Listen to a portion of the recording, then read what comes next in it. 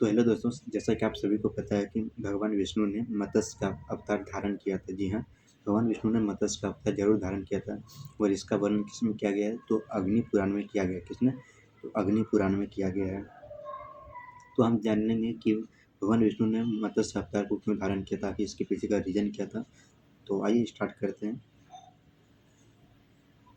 कहते हैं, मत्स्य अवतार भगवान विष्णु के प्रथम अवतार है।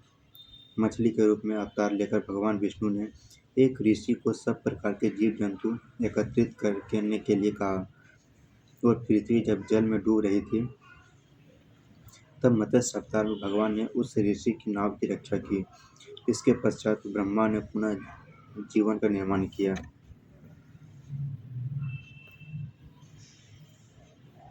और फिर क्या हुआ आगे? एक दूसरी मान्यता के अनुसार एक राक्षस ने जब वेदों को चुराकर सागर की अथाह गहराई में छुपा दिया, तब भगवान विष्णु ने मत्स्य रूप में धारण करके वेदों को प्राप्त किया और उन्हें पुनः स्थापित किया। एक बार ब्रह्मा जी की असावधानी के कारण एक बहुत बड़े दैत्य ने वेदों को चुरा लिया। उस दैत्य का नाम था हयग्रीव। वेदों को चुरा लिए जाने के कारण ज्ञान लुप्त हो गया, चारों ओर अज्ञानता का अंधकार फैल गया और पाप था तथा अधर्म का बोलबाला हो गया। तब भगवान विष्णु ने धर्म की रक्षा के लिए मत्स्य रूप धारण करके हयग्रीव का वध किया और वेदों की रक्षा की। भगवान ने मत्स्य का रूप किस प्रकार धारण किया, इसकी विस्मयकारिणी कथा इस प्रकार है। कल्पांत के पूर्व एक पुण्यात्मा राजा तप कर रहा था। राजा का नाम सत्यव्रत था। सत्यव्रत पुण्यात्मा को तो था ही, बड़े उदार और हृदयकागी था। प्रभात का समय था, सूर्योदय हो चुका था। सत्यव्रत कृतमाला नदी में स्नान कर रहा था। उसने स्नान करने के पश्चात जब तर्पण के लिए अंजलि में जल दिया तो अंजलि में जल के साथ एक छोटी सी मछली भी आ गई। सत्यव्रत ने मछली को नदी के जल में छोड़ दिया। मछली बोली, राजन, जल के बड़े बड़े जीव छोटे छोटे जीवों को मारकर खा जाते, अवश्य कोई बड़ा जीव मुझे मारकर खा जाए, कृपा करके मेरे प्राणों की रक्षा कीजिए। सत्यव्रत के हृदय में दया उत्पन्न हो उठी।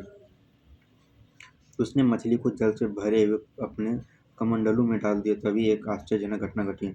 एक रात में मछली का शरीर इतना बढ़ गया कि कमंडलू उसके रहने के लिए छोटा पड़ने लगा। दूसरे दिन मछली सत्यव्रत से बोली, राजन, मेरे रहने के लिए कोई दूसरा स्थान ढूंढिए, क्योंकि मेरा शरीर बढ़ गया है, मुझे घूमने फिरने में बड़ा कष्ट होता है। सत्यव्रत ने मछली की कमंडलू से निकालकर पानी से भरे हुए मटके में रख दिया।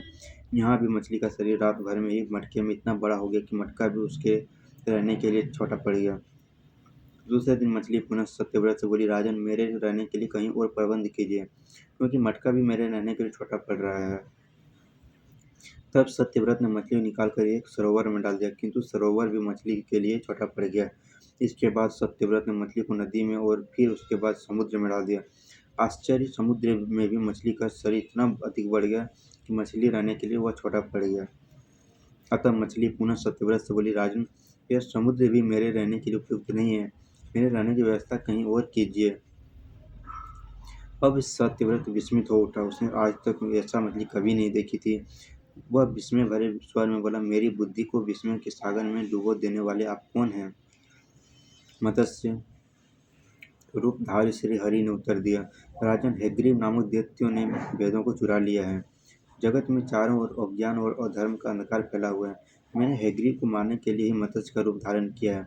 आज से 7वें दिन पृथ्वी प्रलय के चक्र में फिर जाएगी, समुद्र उमड़ उठेगा, भयानक वृष्टि होगी, सारी पृथ्वी पानी में डूब जाएगी, जल के अतिरिक्त कहीं कुछ भी दृष्टिगोचर नहीं होगा। आपके पास एक नाव पहुंचेगी। आप सभी राजों को, औषधियों को, बीजों को लेकर सप्त ऋषियों के साथ नाव पर बैठ जाइएगा। मैं उसी समय आपको पुनः दिखाई पड़ूंगा और आपको आत्म तत्व का ज्ञान प्रदान करूंगा।